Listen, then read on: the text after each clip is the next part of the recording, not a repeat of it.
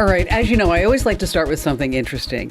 And there was this guy on a TikTok video that went viral. And I thought, now this is genius because all of us have those jars of nickels and pennies and quarters, right? Don't you guys have that? Oh, yeah. And you're like, what are we going to do with all that? So, of course, you can take it over to Coinbase, but they charge you a percentage. So what this guy figured out, genius, is that if you do the self-checkout at Walmart, is that you can just dump all those coins right in there.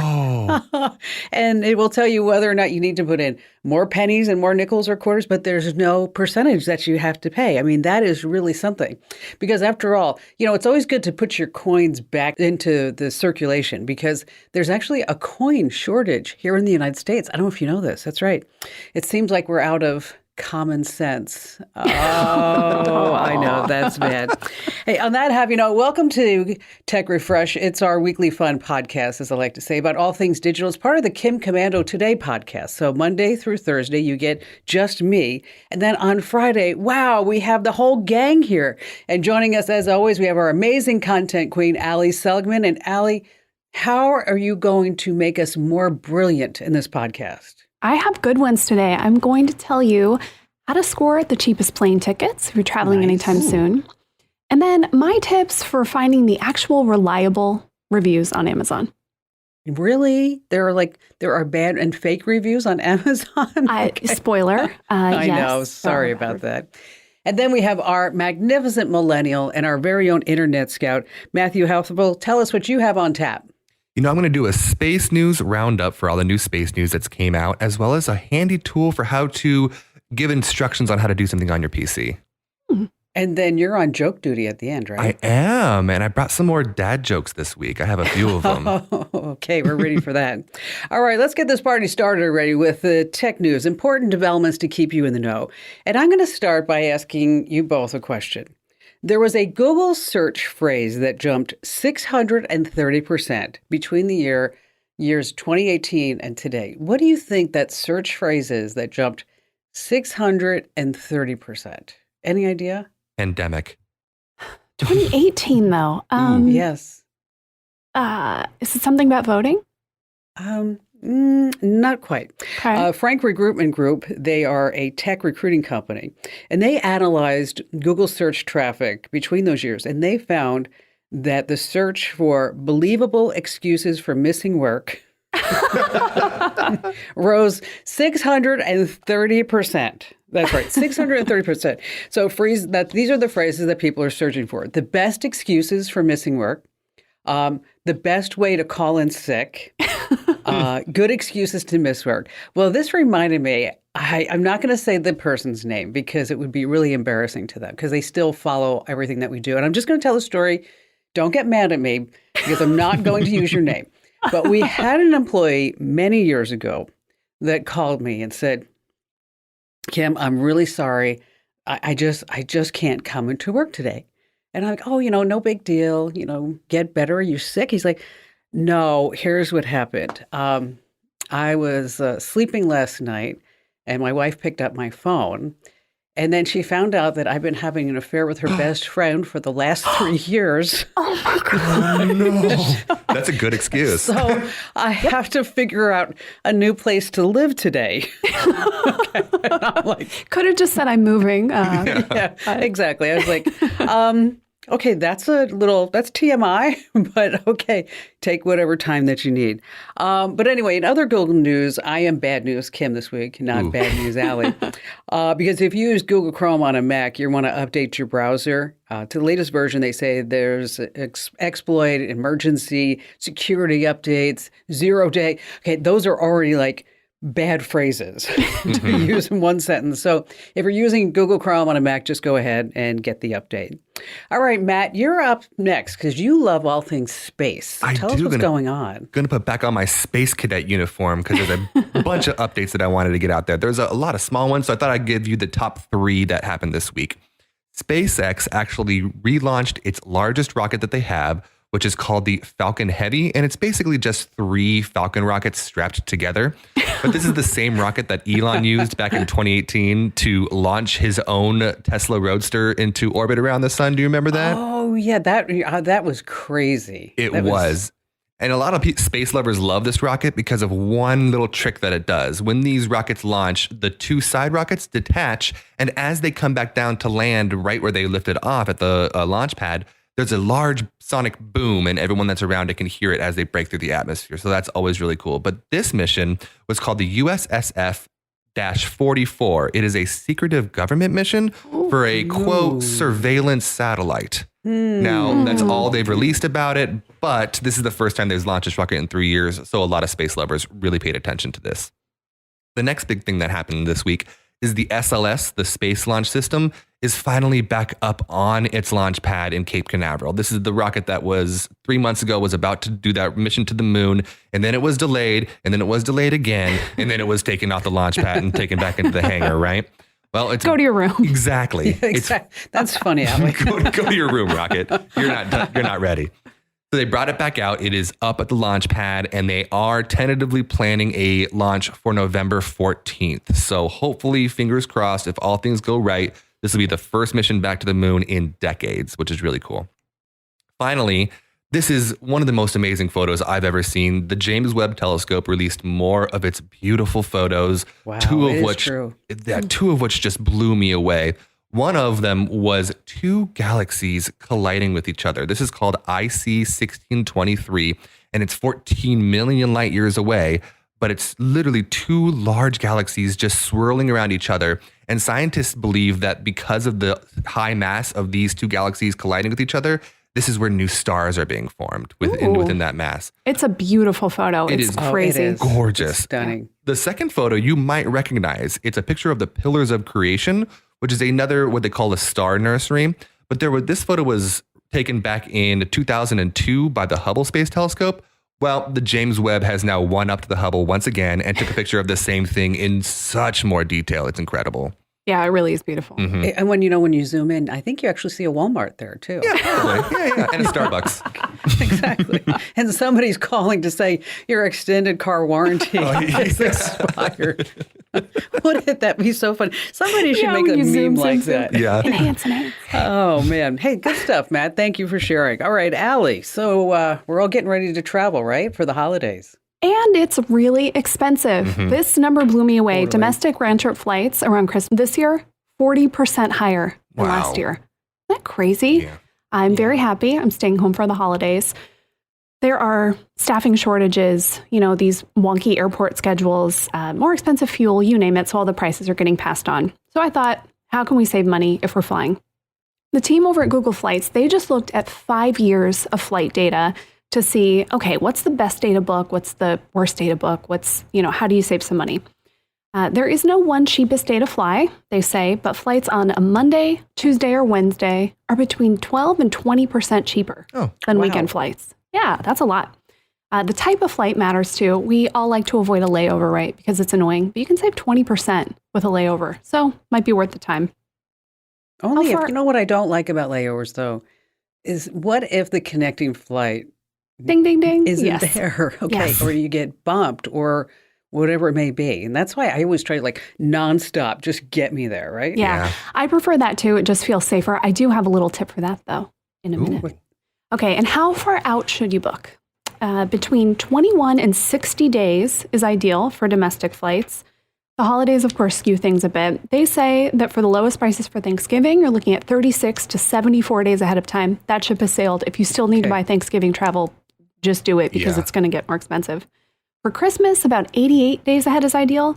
Although I thought this was funny. The lowest prices are usually 22 days before Christmas. So early December.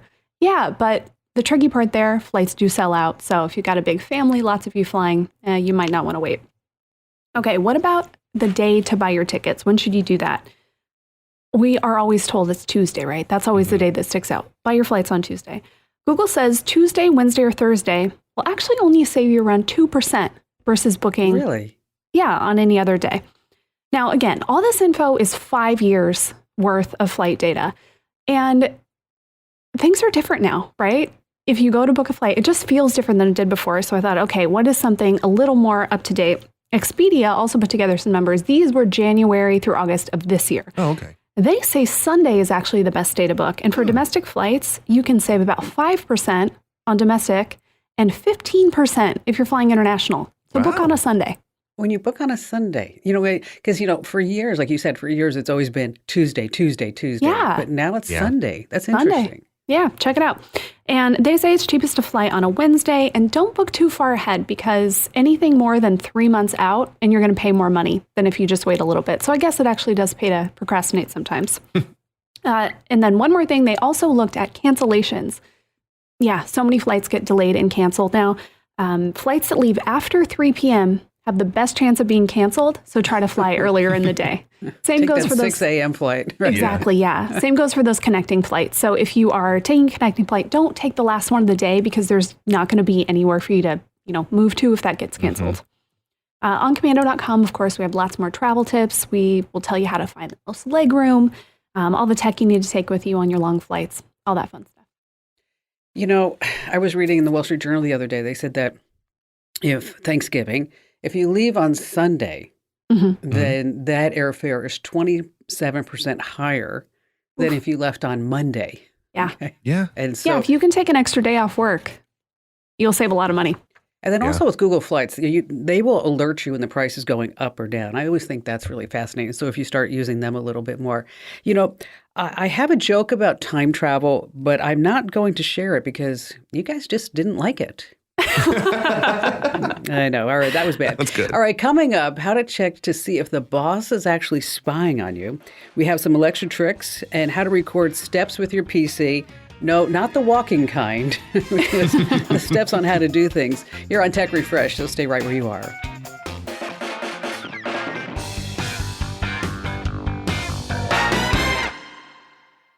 How'd you like to hear about how I saved $456 in just 5 minutes? I used an app called Rocket Money. Rocket Money is a personal finance app that finds and cancels your unwanted subscriptions, monitors your spending, and helps you lower your bills all in one place. Can you remember all the free trials and all the other random subscriptions that you've signed up for? Of course you don't, and that's what they're banking on. I love that with Rocket Money, I can see all of my subscriptions in one place. Then if I see something I don't want, I just tap to cancel, and I never have to get on the phone with customer service. Rocket Money has over 5 million users and has helped save its members an average of $720 a year, with over 500 million in canceled subscriptions. Stop wasting money on things that you just don't use. Cancel your unwanted subscriptions by going to rocketmoney.com/Kim. That's rocketmoney.com/Kim. rocketmoney.com/Kim. Hey, welcome back to Tech Refresh. It's your weekly fun podcast delivered every Friday as part of the Kim Commando Today podcast. And we talk about everything digital. It's not just me. Allie and Matt are here as well.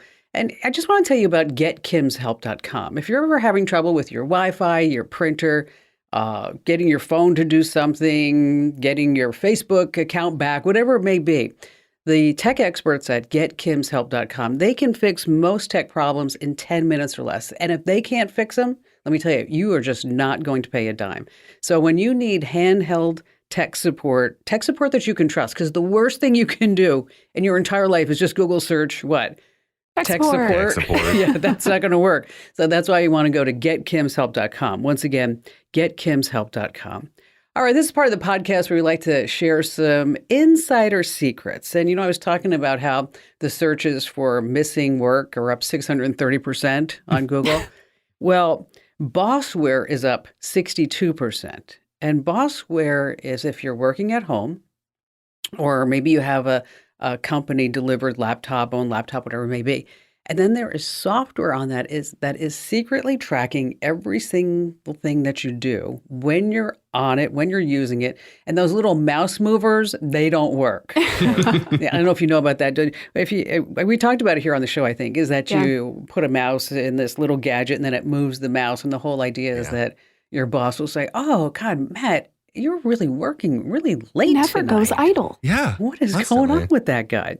All right, so how do you know if your computer has Bossware on it? How do you really know? Well, what you can do is you want to check what's going on in the background. Of course, if you're on a Mac, you're going to go to Utilities and Activity Monitor. And if you're on Windows, it's that Alt-Control-Delete keys, yes, and you open the Task Manager. And then look to see what processes are running in the background. because these monitoring tools typically use a lot of CPUs and they take up a lot of RAM, and they should be easy to spot because they're going to be up there at the top of the list. Now, your IT guy or gal, they can actually tweak these settings so it doesn't actually appear on your lovely. list. Okay, so it may be running in stealth mode, so you don't know that. Now, if you ever have an employment contract or terms and conditions, HR policies, you want to check to see and just do a Google search, or pardon me, just do a search, Control F, for the words like monitoring software, employee software, whatever it may be like that. And because if there is one there, they may have to divulge it depending upon what state. So the Bossware searches are up at 62%. So it's probably a pretty good guess. Maybe if you are working for a big company, I would see it on a big company instead of on a smaller company. Yeah. And it just reminds me of another story. A production person once asked me for a raise because, over time you talk about like productivity and PIP plans and all this stuff. So every time it's that time of year, and this guy asked me for a raise. And he said, I really need more money. I'd like to stay, but I have 3 companies after me. And I said, which companies are they? And he said, the gas, water, and electric. I thought that was funny. All right. So Matt and Allie, we were talking about this yesterday, that Matt, you want to talk about how to use the step recorder feature on your PC. And Allie and I had both the same thing, like you're going to do your steps like carrying around the CPU. Is that what it is? Yeah. I mean, It's a good workout. It would be. Computers can be heavy, but this is more to help someone else out with trying to learn something to do on your PC. It's super easy. I don't know how I didn't know about this before. It's called the step recorder. Basically what it does is when you open this tab, it'll allow you to record your steps, and then you can go through and do what you're trying to show somebody. So say you're trying to show someone how to download the update for Chrome, as you mentioned earlier. You can go in, start this thing. Basically what you'll do is you'll go down to the search bar at the bottom of your PC, type in step recorder. It'll come up right away. You click on it. There's a little button. It'll say start recording. And then you go through the steps while it's recording of how to download that update. You then click stop recording.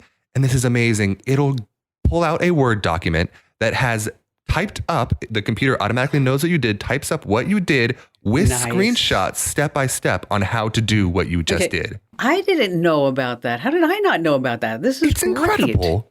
That's awesome. Yeah. And so say your parent calls you, your grandparent calls you, someone who's not super good in tech, you can do this, save those steps, and send it to them. And they have the entire thing right there in front of them. I don't know how nobody knew about this. If you haven't tried this and you want to help somebody out, go ahead and give it a try. Because that can be so incredibly frustrating, isn't it? To say, Right. okay, go to start. Well, and the Go to screenshots are nice control. too, that they can actually see it. Well, exactly. I mean, Yeah. how many times Yeah. has someone called you, especially you, Kim? Someone called you and said, hey, can you help walk me through this? And then you over the my phone have to walk them through step by step No. on how to do that. And they don't understand or they get confused. You don't have Terrible. to do that anymore. Just record your steps and send it to them. It's really easy. So how do you do that again? Just give everybody the steps one more time. Go down into the bottom of your PC. It's only on PCs. And you're going to search step recorder and it comes up right away. Nice. Yeah. You know what? That's a great tip right there. We should have Yes. that on the site, Al. Let's put that as some We sure will. some Yeah. insider secrets. Yeah. Look at that. Okay, so you're up, Al. What do you got? Amazon. Okay, yes, Amazon is full of crappy fake reviews. We all know this. But it's just human nature, right? We're going to look at the reviews anyway. So how can you actually try to find the ones that are helpful and not just the junk fake ones? Okay, I've got 3 things that I always look for. First, the pictures. I always look at reviews with pictures because I feel like this is how you see Yeah. if something is defective, It's if kinda people are legit. saying, yeah, the quality is not very good, or hey, this is awesome, I love it. So I always look at the reviews with pictures. When it comes to star ratings, all right, think about it. If you're a company and you're going to pay for fake reviews, you're probably going to pay for really good ones, right? Yeah. 5 stars. I'm going to pay for 2-star reviews. Exactly. No, why yeah. would So I go to the 3-star and the 4-star because I feel like those are probably more likely to be just real people reviewing a product. So I go to those and see what they're about. It's also worth looking at 1-star reviews if there are any of those, just to see. Pet peeve of mine when people leave 1-star reviews because it's like the packaging was messed up Oh, or no. the delivery was late. It's like, this is not helpful. Okay. And then I always look at the most recent reviews. Now, if you go to any product with a ton of reviews, you will see really great reviews from like 2017, 2018, right? They want the really good ones to be right there at the front.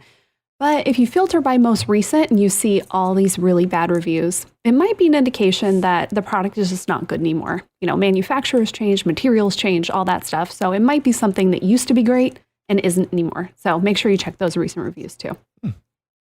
You know, do you ever leave reviews? Never. I do sometimes. Really? I Do you, don't Matt? leave Yeah. reviews. Yeah. What's the last time you reviewed? I bought you were talking about this, Allie, a coffee frother, an electric coffee frother. And I bought a really good one. And I was worried because it's chargeable. It doesn't use batteries. And I Yeah. was like worried that it wasn't going to be powerful. And it was really good. So I didn't leave a huge long review. It just said works really well. 4 stars. 4 stars. That's Do you it. just do this out of the kindness of your heart for other people? Sometimes, yeah. Look at you. Wow. We're proud. Yeah, I never We're so regret proud. Hey, listen, if you like these great short tips, make sure that you get our Daily Tech Update podcast. Every single day, you get 60 seconds of a news story and then 60 seconds of a digital life hack. And I write and record them both every single day just for you. So, yeah, I know. So make sure that wherever you get your podcast, just search for Commando with a K, of course, and make sure that you subscribe or follow to the Daily Tech Update. All right, coming up, we have what a TikTok influencer, the Grand Canyon, and a golf club has in common. We have a really funny joke at the end, or a few from Matt. And we have this week's buying guide with Allie, how to turn your old car into a kind of almost, 2022 car, Al, you think? Is that it? With all the tech? Yeah. Absolutely. So don't leave us now because there's a lot more coming up you don't want to miss.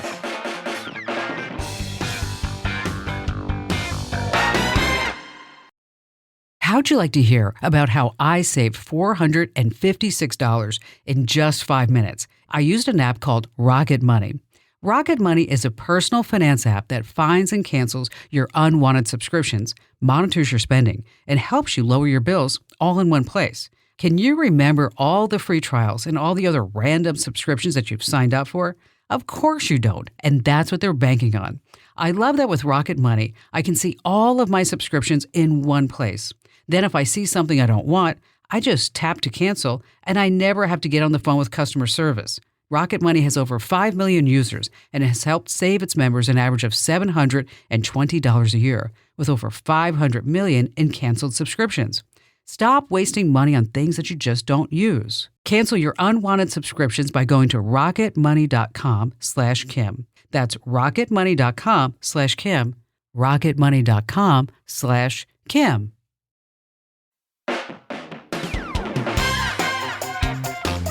Hey, welcome back to Tech Refresh. You know, it's your Friday podcast, part of Kim Commando today, where it's not just me, Allie and Matt are here as well. And Matt has a really big job with us. Not only is he our magnificent millennial and our dedicated internet scout, is that he actually puts together our newsletters, don't you, Matt? I do every single day. And they are amazing. So if you're not getting our free newsletters for more tech smarts and knowledge, because after all, knowledge is power, whatever you're interested in, we have Windows, we have Android, Apple, travel, small business, you name it. Make sure you head over to commando.com/newsletters and sign up for the newsletters that you want. All right. So this is part of the podcast where we talk about what the heck was this? So here's the headline. TikTok influencer loses golf club inside the Grand Canyon. Oof. Okay. All right. Influencer, more like idiot. Here's what happened. This young woman was standing on the edge of the Grand Canyon, and she decided that she would knock a golf ball into the Grand Canyon. Why not? What could go wrong? Yeah. She's recording it for, of course, to get all the likes because everybody loves her. And so she stands there at the edge, records herself hitting the golf ball into the Grand Canyon, and then ceremonially takes her golf club and throws it into the Grand Canyon. Mm. All right. Oh my God. Okay. So the National Park Service wasn't very happy about this. And they said, they put this online in their Twitter account. And they said somebody posted a video to their personal TikTok page showing her, blah, blah, blah, blah. We need your help to identify the individual. Okay. A manhunt. Yeah. The next day, Grand Canyon law enforcement has located the individual responsible for this incident, charges and a court appearance are pending Oh, because man. throwing objects over the rim of the Grand Canyon is illegal and because it can endanger hikers and wildlife that are below. Imagine if you're just sitting there hiking the Grand Yeah. Canyon and this golf ball comes and this golf club comes down. I mean, that's crazy. Riding a mule know- and just get hit by a golf club. The first house I bought in Phoenix was on, I guess you'd say, the north side of Camelback. And so I would be sitting there out by the pool and a golf ball would go ding, ding, right into the pool. And I'm like, I'd turn around and like, dude, you're going to kill me down here. You're going to kill me down here. So now fast forward, gosh, almost 20 years, no longer than that, probably almost 30 years, is that I have finally figured out that where I am building my house right now is where that guy lived that was shooting those golf balls down. How funny is that? Irony. Because I started looking, I'm like, oh my God, the trajectory. And I didn't really figure it out. Actually, Barry did. He's like, this is where the guy was standing. Because if you look, this is where the golf balls are coming from. Kind of crazy stuff. The Grand Canyon, have you guys been? Once, and I've lived here my whole life. I can beat you because I've never been, and I've lived here for, I'm an Arizona Allie? native, and I've Yep. somehow never been. Well, it's really on the list. beautiful. It is. It's really beautiful. And I don't know, maybe it's just me. So like Barry's all into this. We're going to go stay at the lodge at the Grand Canyon. We're going to spend like 3 days there and whatever. And so we drive all the way up there. It's like 6-7 hour drive, right? Yeah. Drive all the way up there. And I look, and this is going to sound really mean, but I looked and I said, so is this it? And Barry's like, yeah, we're going to be here for 3 days. I'm like, Doing what? really? Yeah. Did you Yeah, stay for 3 dude. days? No. For one night we went back. That's not going to work. But the Grand Canyon is really, really beautiful, or should I say, gorge. Yes. Oh. Okay, so Matt, the origin of text symbols going crazy on the internet. What's happening? This article blew up, and I think it's fascinating. We all see these symbols every day, right? You see the power symbol, you see the Bluetooth symbol, you see the play symbol or the @ symbol, and you just assume what they are. You know what they are. You don't have to think about it. You know what that means, right? Well, a lot of these symbols have very interesting histories. So I thought I'd go through some of them and honestly blow your mind. Stick around for the last one because that one is amazing. So I thought I'd start with the power symbol. So you all know the power symbol. It's that broken circle with the line in the top, right? Now, this symbol actually dates back to World War II, where engineers would use that symbol to mean binary or 1 and 0 or on and off on their power things, on planes, on ships, on a lot of engineered stuff during World War II. This is like a Jeopardy question. Right? Yeah. Yeah. What is the power symbol? Yes. Exactly. The Bluetooth symbol, this one's even more fascinating. You might have heard the story of the 10th century Danish king named Harald Bluetooth. Now, the reason he was called Bluetooth was because he had an addiction to eating blueberries. And so his teeth were constantly stained blue.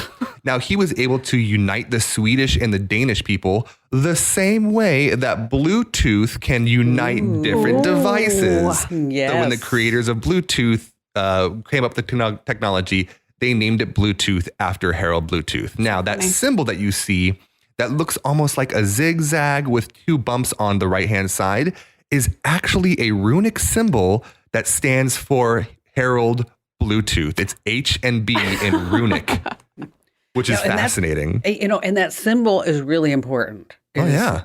A lot of people don't realize that the symbol's there for a reason, is that tells you the right way to insert the USB cable in, right? Yeah. The next one is the play symbol. This one's actually relatively new, but it doesn't have its origins in computing. It actually goes back to the 1960s when reel-to-reel tape decks used that little arrow inside of the circle to mean forward on the reel-to-reel. And so there was another symbol for backwards that was the backwards arrow in the circle, and that was reel-to-reel. And so it got its start outside of the internet or outside of computing. Yeah. Now, the best one, this is the one you've been waiting for, the @ symbol. This is incredible. This symbol has been known by many names. In France, it's known as the snail. In China, it's known as little mouse. In Germany, it's called the monkey tail. So it has different names all over the world. Thought that was fascinating. In 1971, a computer programmer in Europe used this to separate names and networks for what would become email. Now, it wasn't called email at the time, but it was to differentiate when the name of the person and when the network that it was on started. So at blank, right? But the actual goes back farther than this, when in 1885, it was used on keyboards to mean for accounting at the rate of. So it was an accounting symbol for at the rate of back in 1885. Wow, you're just like all full of fun facts right here. This is Man. But crazy. it goes deeper. Okay, all right. This symbol Illuminati. actually has its origins back in the 6th century, when monks would use it to mean the word at or toward, because they were using the word ad, which of course stands for AD or Anno Domini, which is the years after Christ. So they actually used this symbol back in old monk texts from the 6th century to mean ad. Man. Do you think the monks said, "Don't at me"? Yeah. Yeah, exactly. What's Those are going cool, on with Matt. this? Yeah. No, that was really interesting, Matt. That was good. I love feel that like kind of stuff. I feel like we just learned like a whole bunch of stuff in like 30 seconds. Hey, Thanksgiving's coming up. You can use these That's fun true. facts to impress all your family.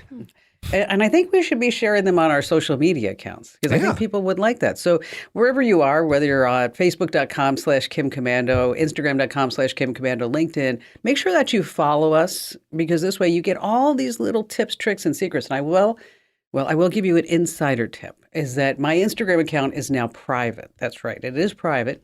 So if you'd like to join in, well, what you need to do is to make a request. So go to Instagram.com/KimCommando and then make a request to follow. And then if you're a nice person, I'll go ahead and let you in. That's Instagram.com/KimCommando. All right, coming up, some old cars and how you can get new digital tricks. And then we have a great joke at the end you don't want to miss.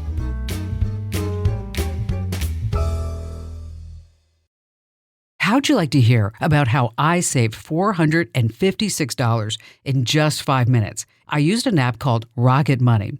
Rocket Money is a personal finance app that finds and cancels your unwanted subscriptions, monitors your spending, and helps you lower your bills all in one place. Can you remember all the free trials and all the other random subscriptions that you've signed up for?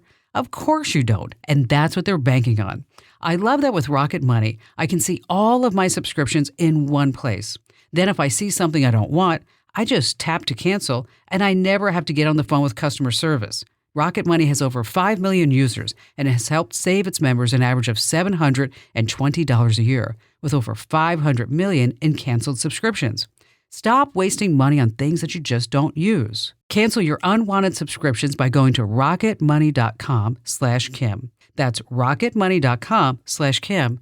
rocketmoney.com/Kim.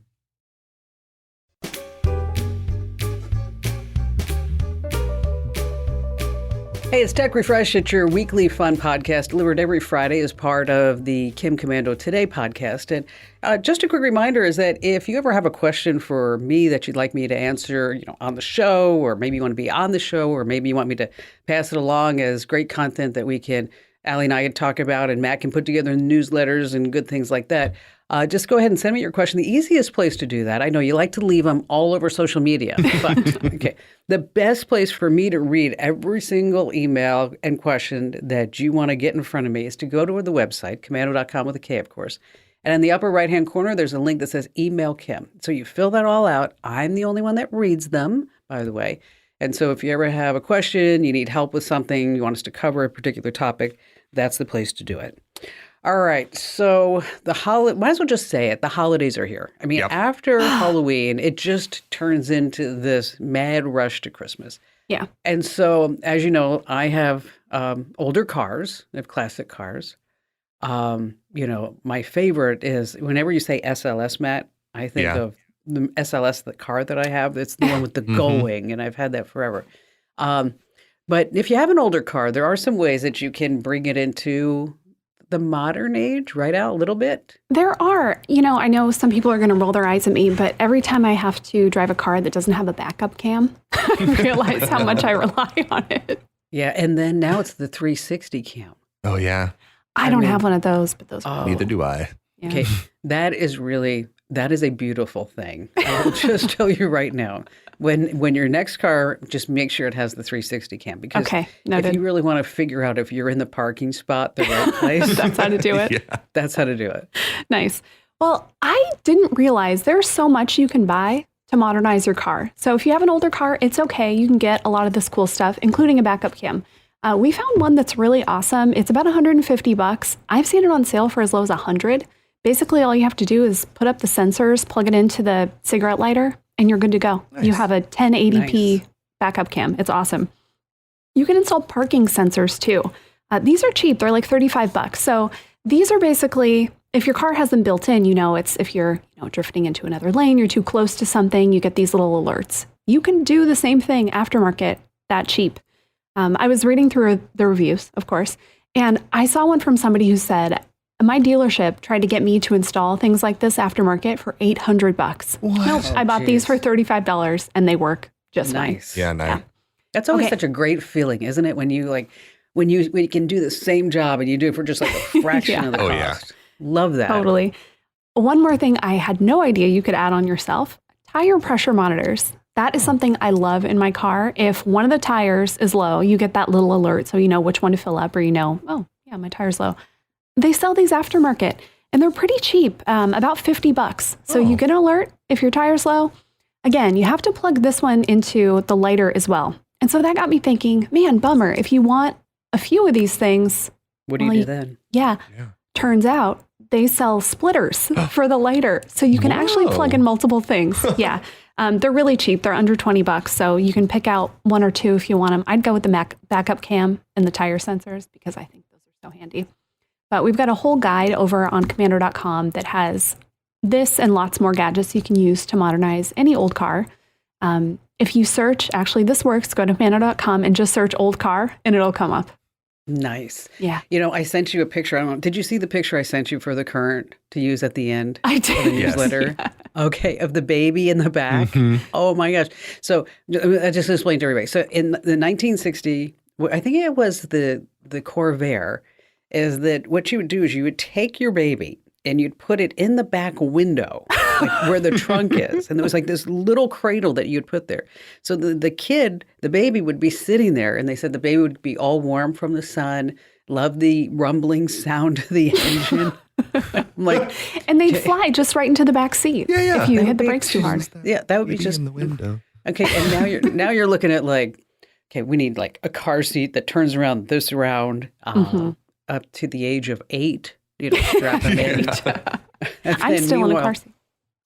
Yeah, no, we got you. You're going to leave that car seat soon. I'm You in a will. booster. Yeah, she's in a little booster booster now. seat. All right. Okay. So Matt, scale of 1 to 10. What do you think? On your Last time I jokes? did some dad jokes, we got some nice comments, and I think they were really good. I'm going to give this, I'm not going to go too high. I'm thinking a 7 for the total of all of them. They're all pretty clever and dad jokey.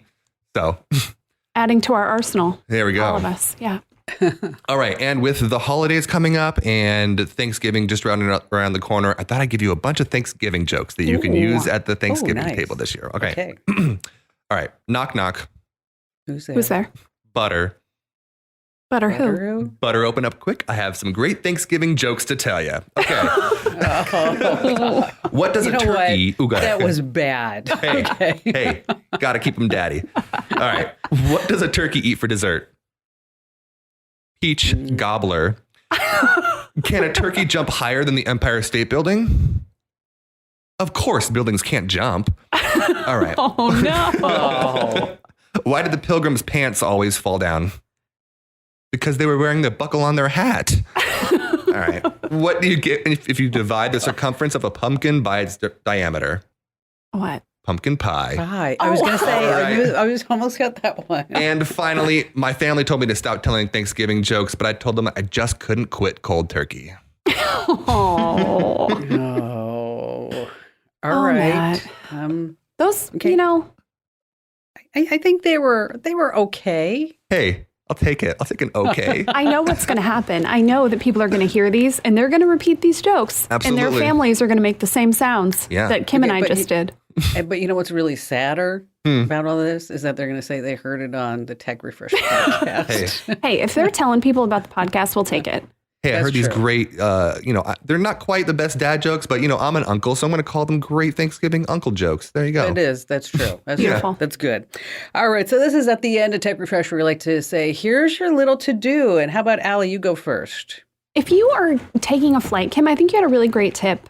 Google Flights does tell you when prices go up or down. So if you're planning a trip and you're like, man, I know that I'm going to have to spend so much money on this, go ahead and set an alert on Google Flights, flights.google.com, and you can say where you're going. You'll get alerts when the prices drop, and that is a really good way to keep an eye on it. How about you, Matt? If you haven't heard of Step Recorder on your PC, try it out. It is one of the coolest features that I had no idea about it. Go in your search bar, type in Step Recorder. Trust me, you'll like it. I'm going to dust off my HP that's sitting on my desk, and I'm going to turn it on just to do that, to do the step recorders, because that sounds really neat. Oh, yeah. I guess my to-do is I want you to challenge yourself. And I want you to tell at least 3 family members and friends about our podcast. I mean, just 3 people. I mean, even if you just get on social and you say, I love the Komando podcasts, and then, with a link over to the podcast on Apple and Google. I mean, all that really, really helps us out. I mean, so that this way you can show your support of our programming by actually telling more people about it. So just 3 people. That's it. Just 3 people. Okay. Maybe 5. Maybe just, okay. 5. Maybe 10. Yeah. Okay. It's the season of sharing. Just put it on It during is. Thanksgiving. Yeah. There you go. It'll be like, what It is. podcast is this? That's a good Yes. idea. It is. Yeah, that's a good idea. And as always, we always love to hear your comments and your feedback. You can send us an email to podcasts@komando.com. Once again, that's podcasts@komando.com. Thanks for listening. Thanks for following us and subscribing. We'll see you again next week.